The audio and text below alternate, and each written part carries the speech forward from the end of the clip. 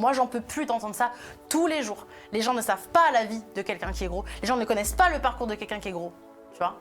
Et ça m'émeut. Pourquoi ça t'émeut? C'est l'histoire de ma vie. C'est l'histoire de ma vie, en fait. J'en peux plus de me justifier. C'est pour ça, bordel, j'ai envie d'être libre, en fait. J'en peux plus de me justifier. Tu sais, je suis harcelée tous les jours sur les réseaux sociaux. J'ai une communauté magnifique. T'es harcelé tous les jours à cause de ton poids? Tous les jours.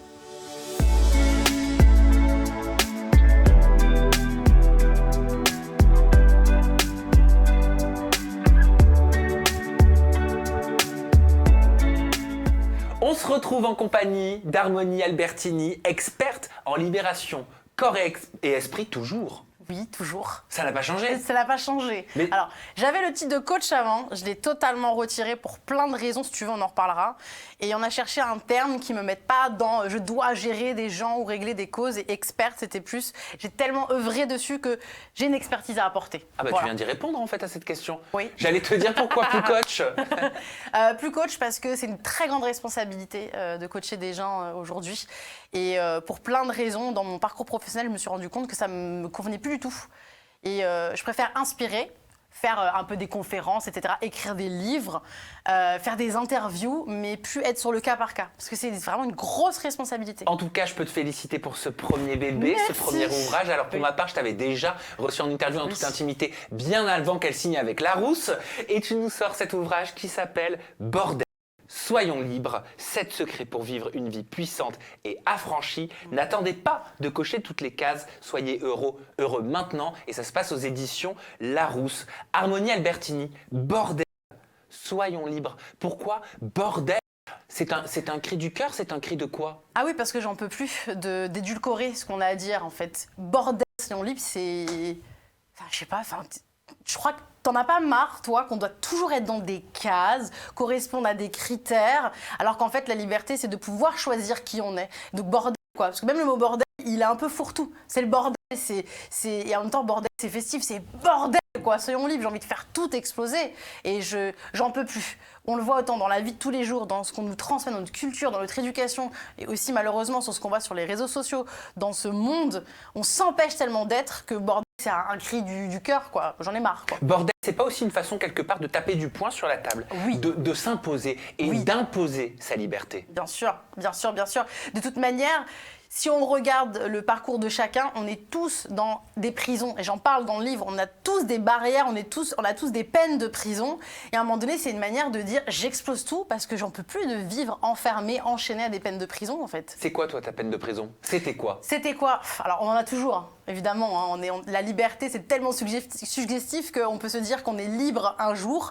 Et puis d'autres fois, on se retrouve enfermé dans des peurs, etc. Mais ce qui m'a le plus animé, moi, ma peine de prison, c'était si je suis pas mince, je serai jamais aimée, je serai jamais heureuse, je pourrai jamais m'accomplir. Si je ne sais pas gérer mes émotions, ma sensibilité, je serai jamais respectée, je serai jamais aimée. Si je ne suis pas validée par tout le monde, chose absolument impossible, mais que notre ego, avec nos failles narcissiques, recherche, eh ben, je serai jamais heureuse. Enfin, non, en fait, j'en peux plus d'attendre qu'on me valide, que je sois belle, que je suis gentille, que je suis intelligente, que je suis capable, que ceci, que cela, que ce soit ma famille, mes amis ou des inconnus. Et la plupart du temps, on met plus le focus sur des inconnus que sur les gens qui nous connaissent. Et stop, en fait. Alors tu dis dans ton ouvrage, ce livre n'est pas fait pour faire la promotion de l'obésité. Oui. Il n'est même pas destiné aux personnes vivant dans un corps gros. Oui. Pourquoi tu ressentais le besoin de le justifier? Parce que tu peux consommer tous les contenus que tu veux sur les réseaux sociaux. Quand ce sont des femmes, surtout, qui sont en surpoids, moi, j'ai une étiquette directement, je fais du body positive. Voilà, je suis en surpoids, donc je me montre telle que je suis, donc je fais du body positive. Body positive, c'est un mouvement qui a été créé pour rendre visibles les femmes en surpoids. Point. Dans une société, on les invisibilise dans le cinéma, dans la pub, dans les tous les jours. Ok, ça, pas de souci. C'est toujours le cas, toujours invisibilisé? Quand même, il y a du mieux. C'est comme pour justement la communauté LGBT, etc. Il y a du mieux, évidemment. Mais dans le cinéma, les femmes grosses, elles n'ont jamais le rôle de la femme qui est aimée, choisie. Non, c'est souvent la bonne copine, la drôle, la cracra. La tu bonne, vois. la femme de ménage. Voilà, c'est ça. C'est rarement celle qui est désirée, qui est au centre d'une histoire d'amour, par exemple. C'est jamais l'héroïne, tu vois. Donc, parce qu'on considère que c'est un échec, c'est une erreur d'être gros, d'accord? C'est quelque chose qu'on a décidé. C'est ce que, du coup, le mot promotion de l'obésité vient induire. C'est que j'ai décidé d'être grosse et de dire, mais en fait, c'est très bien, vous allez être heureux en étant gros. Vivez ma vie. Alors que ça n'a rien à voir avec ce message. Mon message, moi, c'est soyez heureux. Alors, heureux, encore une fois, c'est une utopie, mais approchez-vous d'une légèreté dans votre vie, d'une joie de vivre, peu importe votre corps et comme il va changer. Et pas être grosse, c'est bien, ça n'a rien à voir. Alors, tu traites de secrets dans ton ouvrage Bordel, soyons libres. Oui. Et dans le secret numéro 1, tu parles notamment d'un sujet qui est l'anorexie, le surpoids, et tu confies pourquoi nous inquiétons-nous toujours pour la santé mentale d'une personne anorexique et pas pour celle d'une personne en surpoids. Ouais.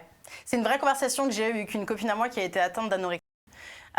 Et dans cette société, en fait, quand on voit une femme, souvent il y a des hommes aussi qui sont atteints d'anorexie, évidemment, mais comme c'est un sujet qui touche quand même plus les femmes, on voit une femme très amaigrie, on va s'inquiéter en se disant « elle va pas bien ». Quand tu vas rarement dire « oh, il faut qu'elle mange celle-là ». Alors, il y a des personnes maigres qui reçoivent, évidemment, cette critique, qui sont des fois très filiformes par nature. Mais quelqu'un où on sent que c'est une maigreur qui est de l'extrême, une femme qui fait 35-40 kilos et qu'on sent qu'il y a un danger de vie ou de mort, ben on est plus proche du danger de vie ou de mort immédiat que quelqu'un en surpoids. Ça, médicalement, c'est sûr et certain, c'est prouvé. Donc, quelqu'un qui vient à peine d'être en surpoids a moins de chances de mourir, même d'un arrêt cardiaque. C'est le long terme et l'hygiène de vie qui va encrasser le corps, alors qu'une personne qui est en sous-poids, son cœur bat beaucoup moins vite et plus en danger de vie ou de mort. Donc, j'ai remarqué, par plein de conversations que j'ai eues avec plein de personnes qui ont vécu anorexie, boulimie, etc., que des personnes qui sont plus proches de ce seuil de vie et de mort, on va plus vite s'intéresser à leur santé mentale que quelqu'un en surpoids. Et les personnes en surpoids, c'est la culpabilité, c'est ce que je dis dans mon premier secret, non, je ne suis pas coupable, c'est qu'on va nous culpabiliser de ne pas faire les choses bien, qu'on doit avoir de la volonté, manger bien, faire du sport. Alors, il faut arrêter avec ça. Moi, j'en peux plus d'entendre ça tous les jours. Les gens ne savent pas la vie de quelqu'un qui est gros. Les gens ne connaissent pas le parcours de quelqu'un qui est gros, tu vois. Et ça m'émeut. Pourquoi ça t'émeut ? C'est l'histoire de ma vie. C'est l'histoire de ma vie, en fait. J'en peux plus de me justifier. C'est pour ça, bordel, j'ai envie d'être libre, en fait. J'en peux plus de me justifier. Tu sais, je suis harcelée tous les jours sur les réseaux sociaux. J'ai une communauté magnifique. T'es harcelée tous les jours à cause de ton poids ? Tous les jours. Tous les jours, j'ai des vidéos qui font le buzz et qui arrivent dans l'algorithme d'une certaine catégorie de personnes. Je peux même te le dire. C'est des mecs entre 20-25 ans, blancs. Je n'ai pas peur de le dire. 20-25 ans, blancs qui font de la muscu. Et j'ai des insultes de ces mecs-là tous les jours. Mais des trucs inimaginables. Qu'est-ce qu'ils te disent, ces mecs-là ? Je pensais que la solution c'était la salle de sport et faire un régime. Reviens dans 6 mois, va courir, ça ira mieux. Tu me dégoûtes, des gifs avec des cochons, des machins, des trucs, des insultes variées. J'arrive même plus à te les ressortir tellement je reçois des milliers tous les jours. Mais c'est incroyable ce que tu dis parce qu'on a l'impression quand même si on le sait qu'il y a encore toutes ces pratiques horribles sur les réseaux sociaux de commentaires, on se dit quand même les mœurs elles ont évolué, les mentalités elles ont évolué, les gens ont évolué, les gens ont entendu parler du cyberharcèlement. Ils vont pas faire ça, ils vont pas se mettre là-dedans. Et là, toi, tu viens de me dire, c'est tous les jours que tu es confronté à ça. Tous les jours. Des vidéos qui font des millions de vues et des personnes qui, des fois, glissent dans ces commentaires bienveillants et me disent « mais c'est à vomir, je ne comprends pas ce qui se passe ici ». Et là, je suis touchée parce que c'est plus le combat, parce que ça, je m'en fous et j'ai pris de la hauteur. Je me dis juste que c'est le reflet de leurs propres insécurités. J'en ai absolument conscience et ça ne me touche pas. Ce qui me touche, moi, ce qui me fait mal, c'est les gens qui sont mal dans leur peau, de ma communauté, ou qui arrivent sur cette vidéo pensant trouver de l'amour, de la bienveillance et qui lisent les messages. Ça, c'est violent pour eux. Parce que ça leur prouve que ce monde, il n'a pas changé. C'est un faux semblant. Tu sais très bien, dans la communauté LGBT, c'est pareil. On se dit que ça a changé. Pour autant, il y a toujours des gens qui se font harceler. Il y a toujours des gens qui se font tabasser à cause de leur orientation sexuelle ou de leur genre. C'est terrible. Et ça existe toujours. Et moi, j'en ai marre parce qu'on ne connaît pas le parcours des gens. Et j'ai l'impression, tu vois, des fois, de devoir me justifier sur mon état de santé, de devoir justifier mon parcours, d'expliquer que non, il n'y a pas que la bouffe et le sport. J'ai fait plus d'1 an de crossfit, diététique, etc. Il n'y a rien qu'à bouger. Et on a découvert que j'avais une maladie derrière qui fait que je ne peux pas perdre de poids pour le moment. Eh ben ouais, et plus tout mon parcours, santé mentale, santé physique et d'autres problèmes. Eh ben, je dois faire quoi ? Je dois mettre une pancarte en expliquant mon parcours à chaque fois ? C'est ça qui est terrible. Tu comprends ce que je veux dire ? C'est-à-dire, tu es en train de nous expliquer que ton corps justifie des justifications perpétuelles. Totalement. Parce que pour me dire, qu'est-ce qu'il faudrait que je fasse ? Il faudrait que je mette une pancarte sur mon front pour expliquer d'où viennent mes problèmes, que j'ai une maladie derrière ce surpoids, etc. Ça veut dire que du matin au soir, tu dois te justifier. Totalement. Mais c'est pour ça que je le fais pas. Je le fais plus parce que j'ai pas à me justifier auprès d'inconnus. Je suis libre en fait d'exister telle que je suis. Et c'est ça que je montre aux gens, c'est peu importe que tu veux perdre du poids, tu veux prendre du poids, tu veux monter une société, tu veux être seul, tu veux être en couple, tu veux des enfants, tu veux pas des enfants, tu veux aimer des hommes, des femmes. En fait, on n'a pas à se justifier. Mais ce monde qui est perpétuellement frustré parce qu'ils, peut-être dans leur enfance, eux, ils n'ont pas pu exprimer ce qu'ils voulaient être, ils ont peur de tout ce qui est hors norme sur la société. Et donc, si on est hors norme, on est accablé par leurs propres insécurités Mais alors à eux. tu subis, et tu subiras toute ta vie. Bien sûr. Je subirai aussi toute ma vie de par mon orientation, ça veut dire en fait. On subira, et donc du coup, comme on subit, qu'est-ce qu'on fait? Moi, je fais le choix d'être libre et de rester dans l'amour et de me concentrer sur ce que je peux faire de bien. Parce que je pourrais faire des milliers de vidéos où je me plains de grossophobie. Crois-moi, oh là là, alors là, tu veux que je fasse le buzz? Je t'en fais plein des vidéos comme ça. Je t'en fais plein. Non, moi, je reste sur l'amour. Je reste sur la joie, je reste sur partager ma récente histoire d'amour, sur la danse que j'ai envie de faire, sur quand je faisais du sport, sur les accomplissements professionnels que j'ai, sur les livres que j'écris, donner des clés. Parce que non, c'est ce que je dis, le secret numéro 1, non, je ne suis pas coupable.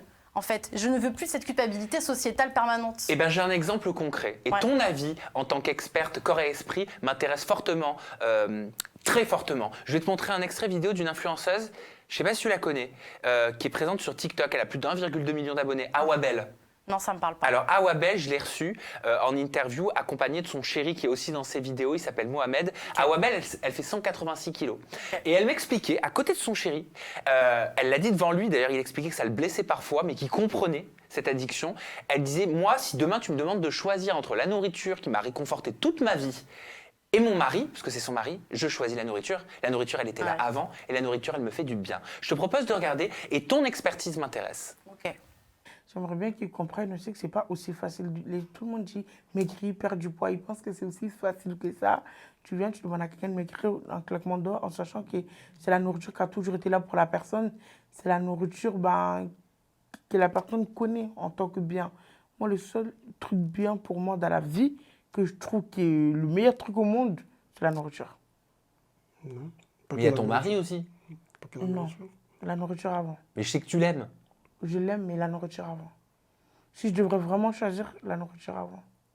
Parce que je ne pourrais pas m'en passer. C'est-à-dire, si je devais vraiment choisir la nourriture avant? Entre mon mari et la nourriture, je sais que c'est blessant ce que je dis, mais c'est vraiment ce que je ressens, la nourriture avant. Avant qu'il vienne dans ma vie, elle me dit la nourriture. Tu vois, c'est des propos clivants, mais en tout cas, c'est des propos honnêtes. Je la trouve d'une prise de conscience incroyable. Là, on est dans l'addiction, en fait. Mais elle a conscience de son addiction et elle n'a pas justifié de son addiction, tu vois. En fait, elle n'a pas justifié de son addiction parce que quelqu'un qui a autant d'addiction dans la vie, c'est que ça vient combler quelque chose. Et ça sert à quoi de la juger? Comment on peut juger quelqu'un dont on ne connaît pas l'histoire? C'est ça, en fait, que je veux te dire. C'est que peu importe si on dit « Oh, bah, elle n'a qu'à manger moins, il faut qu'elle se fasse une thérapie. » Mais si elle n'a pas envie de faire thérapie, si elle a envie de faire 250 kilos, c'est son problème. C'est ça, la liberté, pour moi. Et ce qui est terrible aujourd'hui, c'est que même quand on dit ça, j'ai déjà entendu des « Ouais, non, mais attends, à cause de toi, il y a un trou dans la sécu, en fait. » Bien sûr, c'est ce qu'on entend tout le temps. D'accord. Donc, en fait, on va toquer à la porte de toutes les personnes qui dorment pas assez, qui sont trop stressées, qui fument. Enfin, on va jamais s'arrêter, en fait. Si on a des comportements compensatoires, on est des êtres humains. On fait tous du mieux qu'on peut avec ce qu'on a. D'ailleurs, 4e accord Toltec, je sais pas si tu as lu le livre des 4 accords. Oh, je l'ai lu 25 fois. Voilà, je pense que c'est un basique de chez basique, faire du mieux qu'on peut. Et elle est en train de dire, je fais du mieux que je peux d'une certaine manière, et mon mieux, c'est que je sais que c'est ma priorité numéro 1. Et je la trouve très courageuse de dire ça dans ce putain de monde grossophobe qui, elle a dû s'en manger plein. Je ne sais pas si ça a été pour la vidéo parce que je connais ce monde-là. Le monde est grossophobe. Oui. Mais c'est pas faux ce que tu dis. Le monde n'aime pas les gros. Non. Pas du tout. Pourquoi? Parce que justement, on a mis tout un contexte, surtout depuis les années 60 où les régimes ont été tendance. D'ailleurs, on a découvert un nouveau concept qui s'appelle la cellulite qu'apparemment on pourrait éradiquer alors que c'est naturel. Il faut le savoir, la cellulite, c'est absolument naturel. On a créé des crèmes, on a créé tout ça. Et il y a eu un boom, il y a des chiffres qui prouvent que les régimes ont créé une évolution avec, à côté de ça, l'industrie agroalimentaire, de l'obésité. Du fait des régimes, on rentre dans l'hyper-contrôle de l'alimentation, on se crée de nouvelles addictions. Puisque je veux être aimé et validé, il faut que je fasse tel poids, telle forme, telle taille. Je me mets en restriction, je fais baisser mon métabolisme. Et puis derrière, on sait, c'est l'échec. Et qu'est-ce que fait le corps? Il récupère du poids en plus. Et c'est la machine infernale et ça ne s'arrête jamais. Mais c'est pareil avec la peur de la vieillesse alors. Mais c'est pareil pour tous ces sujets-là. Et les crèmes, tu vois, les crèmes pour le visage, la médecine esthétique, la chirurgie esthétique, on nous apprend on nous dit, tu seras moche quand tu seras vieux. Bien sûr. C'est ça en gros. De toute manière, on crée un standard. Et c'est terrible ce que je vais dire. On le sait que ce standard, il est fait pour consommer. Pour autant, je sais que je suis archi-victime. Regarde, je viens de voir, j'ai les cheveux rouges, je suis maquillée, non, j'ai fait maison. Moi, je suis un stéréotype en réalité. Mais parce que je sais que ça me fait du bien dans ma féminité.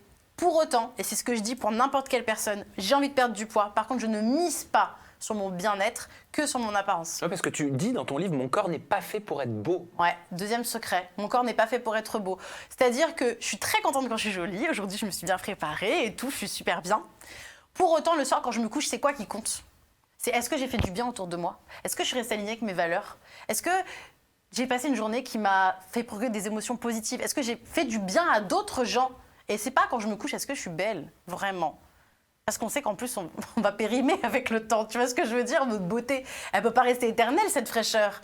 Quand je dis périmer, tu vois, même ce terme, il devrait même pas exister. Non, on n'est pas périmé quand on est vieux. Non, on va changer. Notre peau, elle va tomber. On va être ridé. Donc cette beauté à qui on confère énormément d'importance, c'est cool. Et une nana qui veut faire de la chirurgie, qui veut garder sa minceur et tout, mais pareil, elle est libre. Ce que je veux dire par là, c'est si ça devient le centre du bonheur pour des personnes et qu'ils veulent que chacun ait cette vision-là de la vie, on est justement, pour moi, dans le diktat. Il faut sortir du diktat et laisser les gens libres s'ils veulent se maquiller, pas se maquiller, être coquette, pas gros, mince. Et encore, c'est pas un choix pour certains, comme je te disais. Le poids n'est pas un choix. Ça va être un choix si tu as un objectif sportif, par exemple. Mais moi, dans mon cas de figure, je l'ai dit dans plusieurs interviews, donnez-moi une baguette magique, je perds 30 kilos. Je la prends tout de suite. C'est vrai, t'aimerais ? Bien sûr. Et pour une chose, d'un point de vue sanitaire, avec le temps, les genoux, ça va peser, etc. Je devais me faire opérer. Alors, pas d'un bypass, hein, j'ai un lipodème.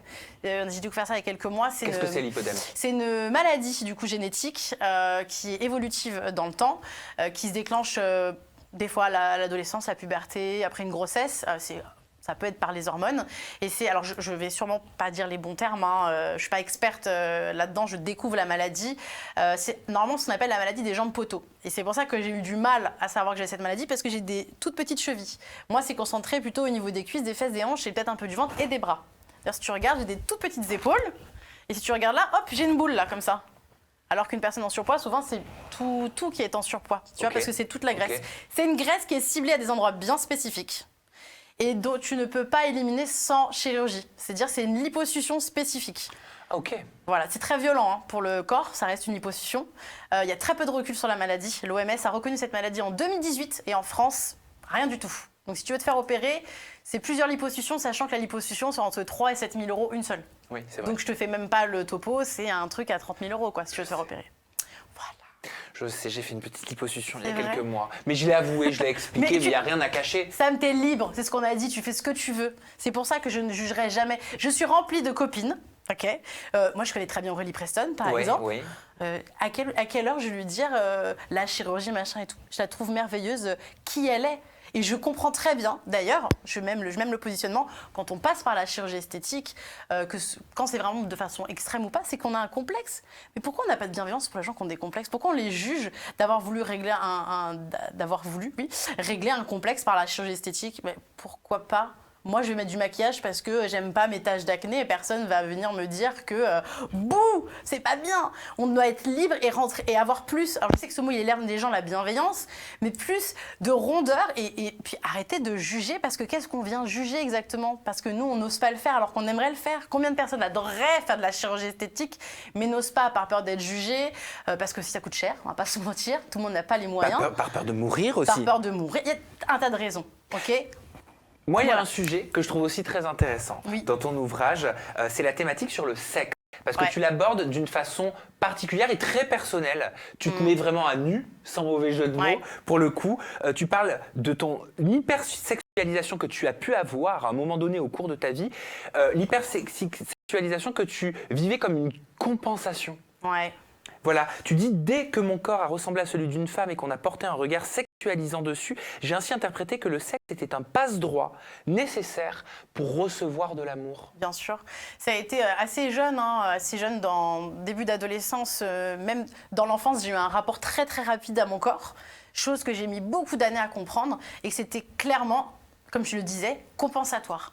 Jusqu'au jour, et je le dis dans mon livre, où j'ai un rapport avec un mec que je rencontre sur une appli. Il y a une époque, il y a des années de ça, je me souviens que je pouvais difficilement passer 2 soirs toute seule. Il fallait qu'il y ait un mec. Tu faisais des plans cul. Ouais, c'est ça, clairement. J'avais l'espoir toujours de mettre en couple, parce que je suis romantique. Oui. Mais c'était comme tu sais, je voulais acheter quelque chose. Là, je te dis avec beaucoup de recul. Bah ouais, mais en vrai, c'est quoi si on s'arrête 2 minutes sur le plan cul? Ouais. Le plan cul, c'est quoi? C'est la recherche d'un regard, c'est la recherche d'une attention, c'est la recherche d'une émotion, c'est la recherche de quelque chose de fort, c'est la recherche d'une sorte de symbiose, c'est la recherche de l'amour quelque part, non? Bah, en réalité, faire l'amour avec quelqu'un, c'est quand on a plus conscience et qu'on est plus mature, c'est hyper sacré de faire l'amour avec quelqu'un. C'est que nous, on l'a désacralisé, et je juge pas encore les gens qui font des plans cul. Comme d'hab, faites ce que vous voulez de vos fesses, il n'y a pas de souci là-dessus, mais... À l'époque, pour moi, c'était comme je sais pas comment expliquer, c'était une addiction. Comme la fille qui a parlé de la nourriture, parce que moi, j'ai plus cette addiction à la nourriture. Même si je suis en surpoids, moi, j'ai pas ce rapport-là. Mais je l'avais à l'époque, je l'avais sur la bouffe à l'époque aussi, mais je l'avais aussi sur le sexe. Parce qu'au moment où tu as cet échange intime, cet échange sexuel, c'est quoi? T'as l'attention, t'as une approbation, t'as l'impression d'exister, t'as l'impression d'être quelqu'un, t'as l'impression d'être aimé. T'as tout dit. Exister, être quelqu'un, être aimé. Il y a Désirer. de l'espoir. Oui, il y a de l'espoir. Il y a l'espoir que, tiens, s'il passe un bon moment avec moi, peut-être qu'on va se revoir, peut-être qu'on va créer quelque chose. C'est désespéré parce que c'est la carence affective absolue. L'addiction, c'est ça. Là, c'était sur le sexe, ça peut être sur la cigarette, c'est la drogue, le jeu, n'importe quelle addiction. En réalité, ça n'a pas vraiment d'importance laquelle c'est. C'est vraiment, il y en a une. Et moi, mon addiction, elle est devenue terrible du moment où, un jour, je me rends compte que je fais venir un mec chez moi. On passe un super moment et en fait, on arrive à l'acte, mais je ne m'en souviens plus. C'est comme si j'étais alcoolisée, donc j'avais bu un peu avant en mode festif, et c'est comme si je m'étais réveillée pendant l'acte. Alors, il n'y a pas eu viol ou quoi, parce que j'ai quand même des bribes de souvenirs où il y avait mon consentement, tu vois, c'est pas un souci, mais je me dis, je m'en souviens même plus. Et tu vois, je trouve que c'est trop tabou qu'on parle pas assez de l'addiction au sexe, en tout cas en tant que femme, parce qu'on a peur d'être jugée de pute, salope, machin, c'est certainement même des commentaires qu'il y aura que moi je trouve ahurissants. Oh, je m'en tape totalement. C'est très mal vu. De toute façon, le sujet du sexe sur les réseaux sociaux est très mal vu, à tel point que toutes les plateformes censurent. Alors que, crois-moi, qu'autour de moi, des femmes qui ont des très bons postes, qui sont très bien placées, qui sont très bien éduquées, qui sont addictes justement à des relations comme ça, dites éphémères, dans le but finalement de trouver l'homme de leur vie, mais il y en a énormément. Et quand je dis addict, c'est vraiment, il y a toujours du contact avec des hommes en permanence, des relations physiques, etc., etc. Des fois, ça peut être juste aussi platonique, mais il y a ce besoin un peu de dépendance d'avoir toujours de l'attention. L'adrénaline. L'adrénaline, clairement. Et du coup, pendant des années, j'ai vécu ça jusqu'à que j'ai une relation à une époque qui réveille chez moi des blessures. Et ça a amoindri ça parce que je suis venue du coup régler des blessures, notamment d'abandon, de rejet. Et ça s'est beaucoup amoindri. C'est-à-dire à quel moment ça s'est amoindri? Ça s'est amoindri à partir du moment où j'ai une grosse peine de cœur. Et que j'ai essayé d'avoir un rapport un peu de consolation avec quelqu'un et ça m'a dégoûtée. Parce que je me suis dit, mais je ne retrouverai pas cet amour que je voulais ressentir chez l'autre. C'est pas comme ça que je vais avoir l'amour. Il y a une prise de conscience. Des fois, quand tu es dans une douleur extrême, c'est là où, et c'est ce que je raconte dans plusieurs épisodes de mon livre, c'est là où quand il y a une douleur extrême et quand tu n'as plus la place pour souffrir, tu te dis, mais en fait, je vais répéter un schéma qui m'amène toujours au même résultat. Ça sert à rien. C'est vraiment ce qu'on appelle le déclic, la prise de conscience. On va passer du coq à l'âne, mais c'est quoi cette histoire de mamie intérieure dont tu parles dans Bordel, soyons libres? Oui, c'est un sujet que tout le monde adore. C'est un chapitre un peu plus joyeux. La mamie intérieure, si tu veux, ça m'était venu pendant une conférence. Tu sais, on parle beaucoup de l'enfant intérieur dans le développement personnel. C'est du coup, en fait, ton toi, enfant, avec ses blessures, avec ses joies, avec ses désirs, ses rêves. Et on travaille beaucoup dessus sur les blessures. Et je me suis dit, mais en fait, c'est très bien de revenir dans le passé, mais des fois, on en a marre. Vous savez, t'as fait un peu le job, t'as tourné en rond, tu guéris ton enfant intérieur et tout, c'est cool. Mais en fait, on est beaucoup focus dans le passé pour comprendre ce que l'on est. Et on oublie en fait qu'on a aussi un demain. Toi, t'as un demain. T'as un papy intérieur. Moi, j'ai une mamie intérieure, c'est-à-dire notre nous de demain. Dans l'espoir qu'on vive vieux, évidemment. On part dans l'idée qu'on vit jusqu'à nos 80 ans ou 90 ans. Et tu sais pourquoi ça me parle ce que tu dis? Dis-moi. Et pourquoi c'était important que je le mette dans l'interview? J'étais pas du tout au courant de cette histoire de mamie, papy intérieur avant ton bouquin. Mais ça m'arrive de me dire, tu sais, quand j'ai peur de quelque chose ou que j'ose pas dire quelque chose et que je me dis, mais putain, dis-le, c'est ta conviction, dis-le. Pourquoi t'as peur de le dire publiquement alors que t'es un mec rebelle et t'es un mec qui a pas peur dans ta vie tous les jours normalement de dire les choses? Et je me dis, mais le papy que tu seras, est-ce qu'il le dirait? Parce que souvent, j'ai observé que les mamies, les papis, passés un certain âge... S'en tape. Et moi, qu'est-ce qu'elle m'a toujours dit, ma grand-mère? Qu'est-ce qu'il m'a toujours dit, mon grand-père? Ils m'ont toujours dit, qu'est-ce que j'ai à perdre? Je m'en fous si ça plaît pas, je le dis quand même. Cette notion de peur, j'ai l'impression qu'elle part à un moment donné, Ouais, pour certains. C'est ça l'exercice. L'exercice, c'est de revenir dans ce moment où tu te dis, mais bordel, en fait, t'as envie de le dire, t'as envie de le faire, mais qu'est-ce que t'attends? Et moi, je te dresse le portrait d'une mamie intérieure un peu rock'n'roll. En fait, tu crées un peu un persona de ton toi futur. Et moi, j'ai créé la mamie, tu sais, qui a les chaussettes, la clope au bec, les bigoudis, et qui parle comme ça, là. Mais qu'est-ce que tu me racontes, ma fille? Et parce que ça me fait rire, tu vois, ce personnage-là. Il me fait rire, j'ai pas dit que je serais ça. Mais en tout cas, c'est ce que je veux incarner, c'est ce côté rock'n'roll. Moi, j'ai toujours été pareil, j'ai toujours été une rebelle, j'ai toujours dit ce que je pensais, sans filtre, etc. Il y a des moments donnés où je me suis contrôlée par peur d'eux. Bah oui. Et la mamie, elle, ou le papy, peu importe, ils s'en foutent. Ton toi du futur, comme je dis, il n'a plus rien à perdre. Donc c'est une manière en fait de se dire, quand on a peur de quelque chose, d'y aller franchement. Quand on a peur, je sais pas, quand on a un rêve et qu'on se dit, mais en vrai, qu'est-ce que tu as à perdre? Vas-y, franchement, si tu veux le dire, si tu veux le faire, si tu veux l'incarner, vas-y. Donc c'est plutôt... c'est un personnage pour se motiver et de ne pas oublier que tout ne se joue pas hier et aujourd'hui, mais notre demain aussi, il a des choses à nous dire. D'ailleurs, tu le dis, hein, c'est un secret, c'est le secret numéro 5. Si tu as peur, c'est que tu dois le faire. Ouais. Ça, cette phrase-là, elle est très touchy, parce qu'évidemment, on ne parle pas de la peur instinctive de la mort. Hein. Sauter d'un pont de 350 mètres, on n'y va pas, hein, on veut rester en vie, mais c'est vraiment la peur, cette peur quand on a envie de faire quelque chose et qu'on sent qu'il y a tous les oui mais, non mais, donc toutes les suggestions, les suppositions. C'est important, tu vois, c'est accord Toltec numéro 2, ne fait jamais, ou numéro 3, ne fait jamais de suppositions. C'est que de faire des suppositions, ça nous empêche finalement d'aller vers nos rêves, d'aller parler à quelqu'un, de faire quelque chose. Donc, quand je dis, quand je dis si tu as peur, c'est qu'il faut le faire. C'est qu'il faut le faire.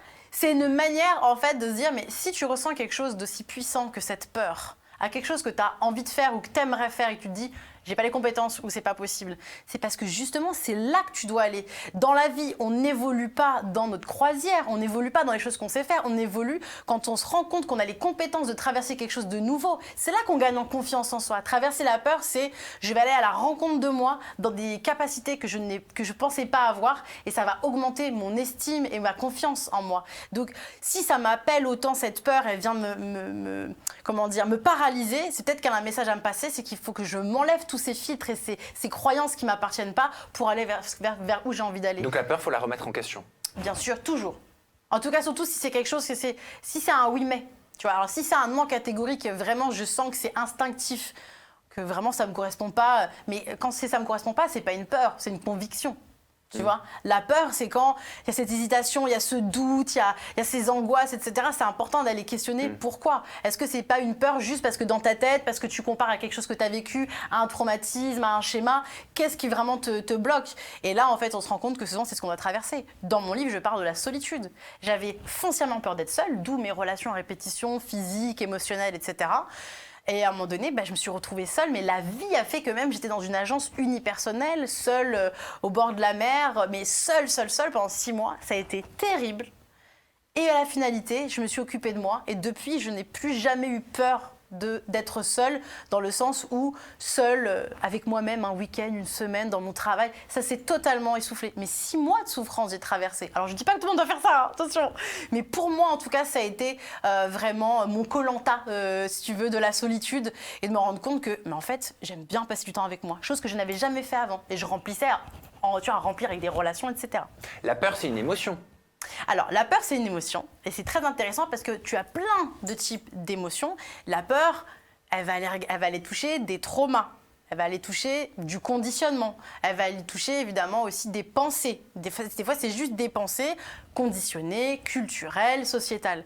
Donc, l'émotion, il est important qu'elle s'exprime. C'est pas parce que j'ai peur et que je suis invitée, en tout cas dans ma théorie, à traverser la peur, que ça veut dire qu'il faut que je réfrène la peur. Non. C'est très important d'exprimer quand on est triste, quand on est en colère, sinon ça s'imprime dans le corps.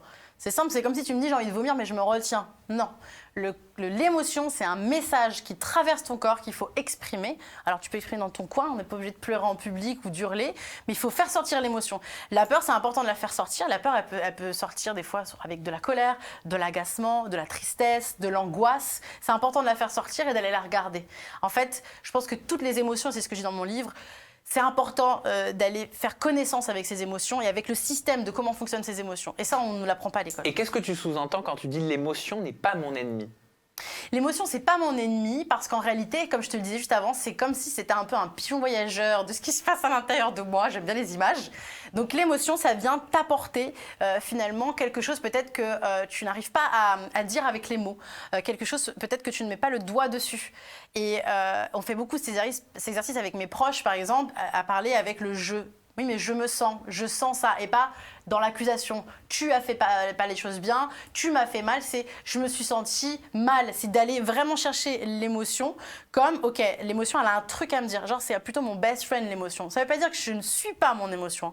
On n'est pas une émotion, c'est un passage, c'est comme une météo, d'accord? C'est une météo, ça passe, mais l'émotion, ce n'est pas qui nous sommes. On ne peut pas dire je suis quelqu'un de triste, ça n'existe pas. J'ai beaucoup de tristesse en moi qui doit sortir, mais je ne suis pas quelqu'un de triste. Ce n'est pas un trait de personnalité, c'est une émotion. Et ça, c'est très important quand on le comprend, on s'en détache et on arrête de s'identifier et aussi de se justifier de cette émotion. Donc, c'est pas un ennemi. Tu dis aussi que tout est parfait en réalité. Tu dis mon corps est parfait, ça c'est dans le secret numéro 7. Quand bien même il a été abîmé par les restrictions, les punitions que je lui ai infligées et qu'on m'a obligé aussi à lui infliger. C'est quoi? C'est un message bilan? C'est au final ce qu'il faut retenir, ce qu'il faut qu'on se dise? Ça doit être un mantra? Ça doit être quoi, cette phrase? Ouais, je le vois plutôt comme un mantra. Et je te dis, c'est la même chose que sur la mamie intérieure, sur qu'est-ce que je me dis le soir quand je me couche. C'est qu'on est tellement focalisé finalement sur toutes les imperfections, sur ce qui ne va pas, sur ce monde qui est très ambivalent, on ne va pas se mentir. Hein, c'est terrible tout ce qui se passe aujourd'hui. Et même moi, des fois, je me dis, mais je suis totalement privilégiée en réalité. Sauf qu'on va se dire, ah mais tout est parfait. Non, tout n'est pas parfait. La guerre, c'est pas parfait, etc. Non, c'est un état d'esprit, si on le voit à titre individuel. C'est un état d'esprit, c'est une invitation, c'est une suggestion que je fais moi aux gens. C'est de se dire, est-ce que je vois ma situation de façon définitive, comme je suis victime de ma vie, et il n'y a aucune opportunité, et donc du coup, tout est de la merde dans la vie, ou est-ce que je mets en place la résilience, et je me dis que tout ce qui m'arrive, tout ce qui est ce que je suis, ce que je pense être, ce qui est autour de moi, finalement, a un grand enseignement, même si c'est dans le désastre, même si c'est dans la noirceur. Tu vois, mais c'est mon point de vue. On en vient à dire ça et on en vient peut-être à penser comme ça et à devoir penser comme ça parce qu'on évolue dans des sociétés européennes dans lesquelles on a plein de petits problèmes, mais qui ne sont pas en fait des gros problèmes. J'ai l'impression qu'en fait, nos sociétés ont fait des mots, des choses terribles qui fait qu'on est obligé de passer, tu vois, par des choses comme ça pour nous faire du bien. Tu vois ce que je veux dire? Ah ouais, je vois totalement ce que tu veux dire. C'est terrible ce que tu dis et c'est très vrai. C'est terrible mais c'est très vrai. Dans le sens où tous les problèmes pour moi sont légitimes. À mesure de ton problème, ce ne sera pas le même problème chez moi, on ne va pas réagir de la même manière, on n'a pas la même histoire, les mêmes traumas et tout. Bon, on n'a pas des fois les mêmes situations géopolitiques et tout. Ok, d'accord. La seule chose, c'est qu'on est dans une société qui est devenue, et j'en fais totalement partie, très nombriliste, individualiste. Donc en fait, on pense beaucoup à soi, et c'est aussi un peu le problème que j'ai avec le dev perso en faisant partie aujourd'hui. C'est beaucoup du moi, je suis le centre de ma vie, c'est moi, je dois prendre soin de moi et tout. En soi, c'est vrai, une partie est vraie. Mais une autre partie, c'est qu'on ne peut pas se couper de l'autre, on ne peut pas se couper du bien-être du monde. Tu vois ce que je veux dire? Bon, en tout cas, c'est ma réalité d'aujourd'hui. C'est qu'aujourd'hui, je trouve que prendre soin aussi du monde autour de nous, ne serait-ce que déjà tes proches, c'est déjà pas mal, tu vois, parce que comme on dit, c'est effet boule de neige. Essayer de prendre l'écologie, ce genre de choses. Mettre une petite pierre à l'édifice, c'est très important, on ne peut pas penser qu'à soi. Pour autant, c'est important aussi d'exprimer quand on ne va pas bien. Même si c'est, je suis dégoûtée, je me suis cassé un ongle alors que j'ai un tournage, je te dis vraiment de la merde. Parce que ça m'embête et tout. Mais c'est important aussi de relativiser un maximum et de se rappeler quand même qu'il y a vraiment beaucoup de choses qui sont parfaites autour de nous. Déjà, toi et moi, on mange, on boit, on respire, on est dans un pays. Quand je dis pas en guerre, on s'entend, on vit tranquillement dans la rue, on a de la lumière, on a une capacité de réfléchir, on a été éduqués, on a des valeurs, on veut transmettre des choses positives. Mais pourquoi on oublie ça? Pourquoi on oublie ça? Mais je suis totalement d'accord. Mais attention, c'est un exercice de tous les jours. Et moi, de se je suis rappeler. hyper inspiré par tout ce que tu dis. Mais si on se met 2 secondes à la place de, je sais pas, une personne qui est dans un pays en guerre et qui se retrouve avec ce livre, avec ton livre entre les mains, bordel, soyons libres. Comment lui il peut l'être? Clairement, je ne pense pas que mon livre puisse répondre à toutes les problématiques, dans le sens où ça répond à des problématiques de cette société. Dans le sens où on est sur un regard, du coup, mais je suis consciente, hein, on est sur un regard, du coup, de bien-être intérieure, personnelle et environnementale, donc la vie autour de nous et nos proches. Ça vient traiter des thématiques, donc corps, esprit, traumatique, mais c'est difficile de dire à quelqu'un, mais tu sais, tout est parfait. Hein. Vois une opportunité dans ce qui se passe. Je crois qu'il faut aussi avoir un peu d'humilité. Et se dire que c'est pas parce que j'ai écrit un livre et qu'il y a beaucoup de choses qui font du bien à des personnes que ça fera du bien à tout le monde. Et à un moment donné, il faut ne pas parler de sujets dans lesquels je n'ai pas de maîtrise.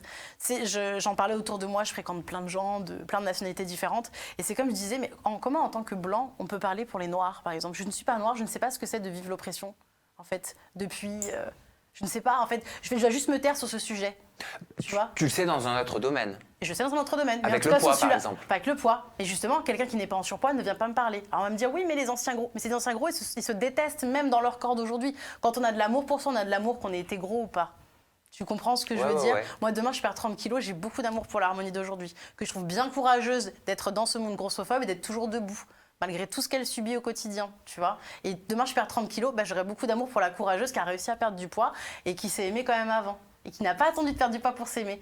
Donc je pense que c'est ça la liberté, c'est aussi la liberté d'aimer tout ce qui existe, peu importe les changements qu'il va y avoir dans la vie.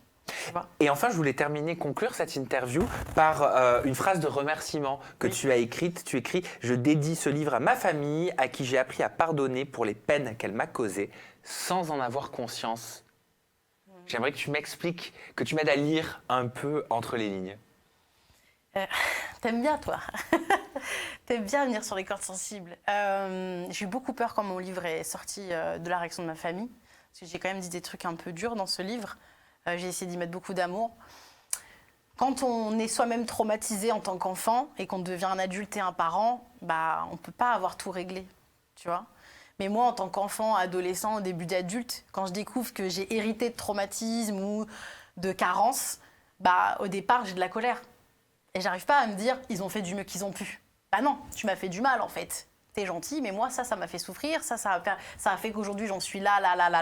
Et j'ai plus l'impression d'avoir hérité d'un truc, j'ai rien demandé.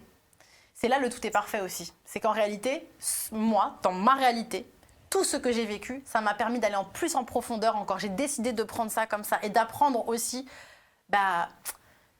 le respect, en fait, le respect des personnes qui viennent sur Terre et qui font du mieux qu'ils peuvent, même en tant que parents, même s'ils font de la merde.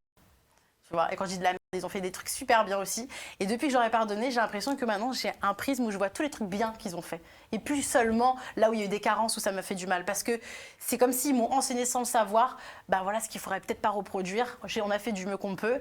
Et moi, j'ai ce sentiment de guérir de quelque chose, tu vois, dont j'ai hérité. De soigner un peu ce qu'on appelle la lignée familiale, le transgénérationnel. Donc en fait, mes parents, je leur ai pardonné en écrivant ce livre. Vraiment, quand je dis pardonner, c'est inscrit en moi. C'est comme si cette boule, cette colère, mais ça me pesait parce qu'on est aussi dans ce truc de « il faut pardonner ». Tu vois, et on t'est culpabilisé si tu pardonnes pas. Exactement. Et un jour, j'ai eu le téléphone avec justement un jeune homme que j'embrasse, qui était adorable. On parlait du poids, il avait perdu beaucoup de poids et on parlait de beaucoup de choses. Et je lui dis « mais j'arrive pas à pardonner mes parents ». Il m'a dit ne leur pardonne pas. T'as le droit de pas leur pardonner. Accepte que tu leur pardonnes pas. C'est pas grave, t'as le droit. Après, le pardon, c'est quelque chose aussi de mutuel. Je suis pas sûre. Tu crois? Non. Alors par contre, parce que tu vois, j'ai pas eu besoin de dire je vous pardonne. Tu vois, j'ai pas eu besoin d'écrire une lettre ou de faire quelque chose de spécifique. J'ai fait mes thérapies de mon côté, j'ai fait mes trucs de mon côté, mais dans mon comportement, ça s'est ressenti. Un enfant, il peut faire du mal aussi à son parent. Bien sûr, et je leur ai fait du mal, c'est sûr. Je leur ai fait du mal, c'est sûr, en réaction, évidemment. C'est pas un mal par vice ou perversion, c'est un mal de réaction. D'ailleurs, la plupart des enfants qui souffrent, qui sont dans des violences, dans des comportements de rébellion, ils expriment quelque chose qui ne va pas. On se fait mal quand on s'aime? Non. Non, hein? Je crois pas. Je n'ai pas la certitude. J'ai pas la certitude si... Moi, je vois aujourd'hui mes comportements d'aujourd'hui où j'ai toujours des comportements dysfonctionnels et je les assume dans le sens où, ok, je vais les regarder puis on va voir ce qu'on va faire avec, mais j'assume que je suis un putain d'être humain avec des polarités, avec des ambivalences. Il faut aussi l'accepter. Hein. Moi, c'est pour ça que j'ai enlevé le truc de coach. Moi, je suis pas Dieu tout-puissant qui sait. Hein. Non, je suis comme tous les êtres humains, j'ai des carences. Et sauf que j'œuvre avec. Je ne me culpabilise plus de les avoir, j'œuvre avec pour faire de mon mieux. Des fois, je vais rentrer dans des colères ou des agacements, c'est un peu exagéré, tu vois. Mais en vrai, quand je décode, c'est parce que je me suis pas sentie respectée, parce que j'ai pas écouté mes limites, parce que j'ai laissé de la place à des choses auxquelles j'aurais pas dû laisser de la place, parce que je suis clairement très fatiguée, que j'ai pas écouté mon énergie. Donc, en réalité, c'est pas... comment te dire? Je pourrais presque dire... c'est de l'amour, en tout cas, quand tu laisses ton émotion s'exprimer et que tu en prends conscience, tu as de l'amour pour toi parce que tu te regardes avec compassion et tu te dis ok, qu'est-ce que je vais faire avec ça? Là où ça devient du désamour, c'est quand en fait tu crois que c'est la réalité, que ça t'appartient et que c'est que c'est de la faute des autres. Voilà. Oui, il y a une part de responsabilité dans l'héritage qu'on reçoit à la société et tout, mais qu'est-ce que je décide d'adopter comme attitude? Moi en fait, j'ai plus envie de subir, je veux pas être une victime. Voilà, je dis clairement, je ne veux plus être une victime. Non, je ne suis pas coupable, mais je ne suis pas une victime. C'est-à-dire non, je ne suis pas coupable de toutes les merdes qu'on a pu mettre dans la tête et qu'on continuera jusqu'à la fin de nos jours quand on fait partie des minorités, hein, parce que les gens surpoids ne sont pas une minorité, hein, mais c'est comme tel qu'on nous qualifie. Et je ne veux plus me cacher, je ne veux plus m'empêcher de respirer, de vivre, d'être heureuse, de véhiculer des messages d'amour.